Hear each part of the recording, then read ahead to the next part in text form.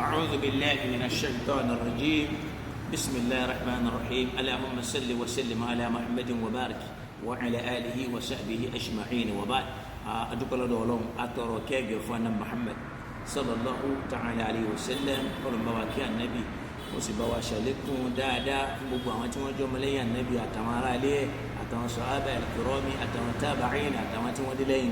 وأبقى مولانا شيخنا آدم شيخنا كمال الدين شيخنا تاج الهدم شيخنا تاج المؤمنين شيخنا شيخ المزمل àti gbogbo àwọn àfáà tí wọ́n nípa lára ìsìláàmù ńlẹ̀ yorùbá ìkọlọ́mbà wa ṣàlékún kẹ́gẹ́ fún wọn bákan náà mọ̀lánà mustapha sunusi àwọn sheikhuna muhsin eid wa sheikh abdulatif yamuni wa sheikh jirgisu akọọdọ rahmatulahi ta'ala alayhi àìsàn gbogbo àwọn àfáà tí wọ́n kù láyé ọlọ́mbà wa ṣe wọ́n pẹ̀lẹ́pẹ̀lẹ́ mọ́jà màdìrà àkọlé ọ̀rọ̀ tá a mú wáyé òun náà ni ìyàtọ̀ láàrin Muawiya àti Ramani alápàtà nínú Ìlọrin kí ni ìyàtọ̀ tá a bá fẹ́ fi wọn àwọn méjèèjì wò lápèjúwe ọ̀rọ̀ yìí lè máa àkọlé ilé dàbí bákan létí ẹlòmíì àmọ́ tá a bá lè farabalẹ̀ ká wo kí làwọn àáfàá sọ nínú tírà ká lè fi mọ̀ pé ẹnìkan tẹ̀wọ̀n ju ẹnìkan lọ tá a bá ń sọ̀rọ̀ aburú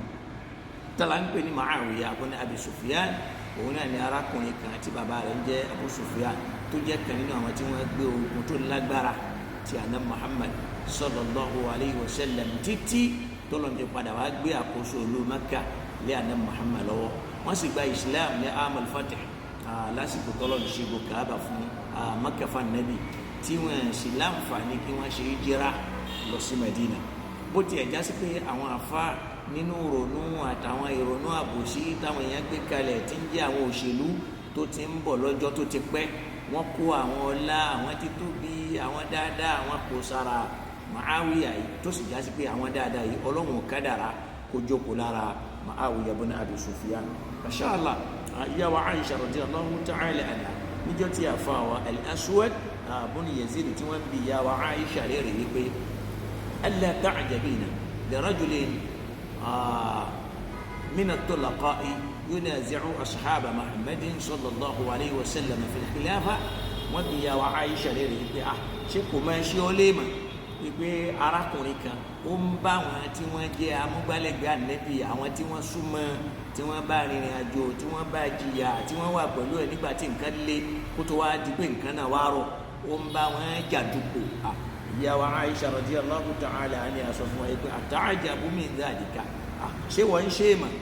lórí eléyìí ní tó ń ṣe mà sí huwa sultanullah yu'tihi al-barra wal-fajira ipò ọlọ́ni tọ́lọ́ máa fún ọ̀daràn tó sì máa fún èèyàn gidi waqad malaka Fir'aun a'la Misra bí 400 sana Fir'aun náà yẹn ó ti ya olórí ibú tó tí ò sẹ́gbẹ́ rẹ̀ ní olórí ibú náà ẹ̀dẹ́ yẹn odidi 100 ọdún ló fi pàṣẹ Masar ṣèbí pò ọlọ́ni ṣèbọ́lá ọlọ́ni ó sì gbé ilé Fir'aun náà lọ́wọ́ wọ́n jẹ́ kéye ní mọ́jọ yọ ọlẹ́nu ọ̀rọ̀ yìí ń bẹ nínú Tariku Dimashq tí a fáwa Ibn Asakir nínú volume 59 bó ti ẹ̀yà sí pé ara wọn àfa tí wọ́n jẹ́ olólùfẹ́ Muawiya tí wọ́n fẹ́ kún ní aró tó dáa tí wọ́n sọpọ́rọ̀ yẹn wọ́n ní kò nífẹsẹ̀ nílẹ̀ níbi tá a bá bẹ̀rẹ̀ sí ní wo sánàdù ẹ̀ àmọ́ tá a bá wá wò ó kí làwọn àfa gan sọ nípa Muawiya tá a bá ń béèrè pé irú èèyàn wo ni ọláwo ní ń bẹ lọ́dọ̀ rẹ̀ àfa wa al-Imam an-Nasa'i wọ́n bi wọ́n léèrè nílùú Damashq ní Damascus wọ́n bi wọ́n léèrè yìí pé amma yarwihi li Muawiyati min fada'i kí lẹ́yìn fẹ́ sọ fún wa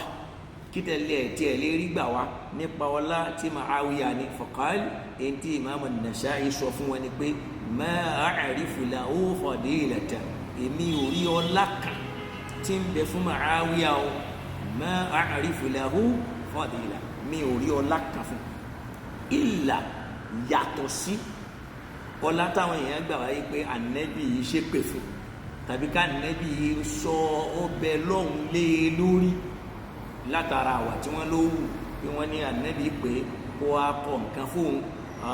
ó wá lóun jẹun lọ́wọ́ bó tiẹ̀ já sí pé kò fìgbà kan bá Ànábì gbé tí ó fi máa kọ̀ nǹkan fún Ànábì lára tí wọ́n rọ ó lọ́lá kan tóun rí tí ń bẹ fún náà ni pé la ashba'a Allahu batnahu pé Ànábì bẹ Ọlọ́run wípé kò ní yó bí n bá ṣe ń jẹun àkọọ́lẹ̀ dẹ̀ sọ fún wa pé Muawiya jẹun títí kì í máa yó tíkun rẹ̀ fi wú tó fi wá dẹni tó ṣàárẹ̀ tó sì já sí pé sábàbí ibẹ̀ yẹn náà lọ́lọ́run gbà kádàrá kó lọ látara pé Imam Nasa'i wọn àwa ọlá kankan wọn rí nǹkan pàtàkì sọ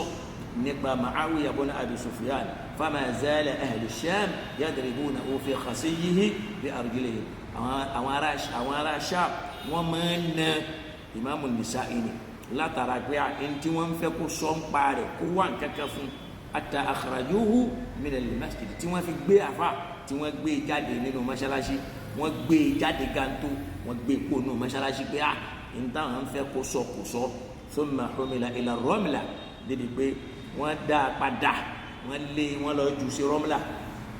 fatuwuffiya biha tó yẹ pé ibẹ̀ láfa padà wá kú sí ọ̀rọ̀ yìí ń bẹ nínú Shasharatu Dhahab so tá a bá lọ kà nínú volume 2 bákan náà kì í wá ṣe pé al-Imam an-Nasa'i nìkan ni wọ́n sọ irú ọ̀rọ̀ pé àfàwà Muawiya yìí wọ́n ní ọlá kankan tí wọ́n lè fi rinlẹ̀ fún níbi ìjẹ́ èèyàn gidi tàbí tá a fi lè kù wọ́n láró pé èèyàn ni wọ́n àfàwà al-Hafiz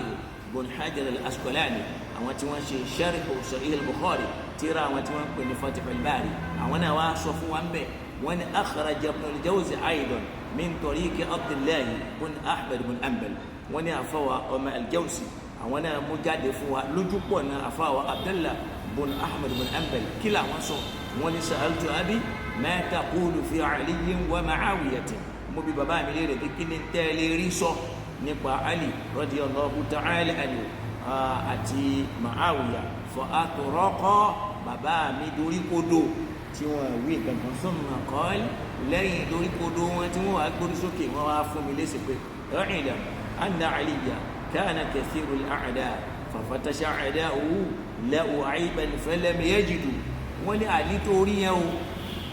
o lọ ta tó pọ̀ àwọn ọ̀tá rẹ̀ wá ń wá kí làwọn lè lẹ̀ mọ́ lára níwá àbùkù téèyàn lè sọ pé àlí ṣe báyìí kò dáa àlí ṣe báyìí kò dáa wọ́n wá wá títí falam yajidu wọ́n rí nǹkan kan nínú àbùkù tí wọ́n lè fi ròyìn àlí tí wọ́n lẹ̀ mọ́ lára fa'amidu ila rajulin qad harabahu fa'atarru èyí ń ló wá gbé wọn lọ ìlọ sọ́dọ̀ arákùnrin kan tó já sí pé òun dá ojú ogun kọ àlí qiyadan minhum li àlí láti fi dá ète aburú títẹ̀ mọ́ àlí fa ashara bi hadha ila ma khatalahu wọn wá bẹ̀rẹ̀ sí ní lọ́rọ̀ àwọn àròyìn tó dáa tí wọ́n lè máa fẹ́ gbẹ́ ní ẹkẹ́gbẹ́ àlí pé èèyàn rí ní èèyàn tó dáa ní nígbà tí wọ́n arábùkù tí wọ́n fẹ́ lẹ̀ má àlí lára èyí ń ló mú wọn ila ma khatalahu li Mu'awiya wọn á bẹ̀rẹ̀ sí ní gbé àgbékalẹ̀ ìrònú ọ̀rọ̀ kí ni ta lè sọ pọ̀ Muawiya tí ó máa dá tí ó máa ṣe dédé àlí tí ó máa dá ju àlí lọ minal fadail nínú àwọn ọlá ìròyìn tó dá ìròyìn tó dùn mimma la asla la láwọn ìròyìn tó yẹ pé ní kò ní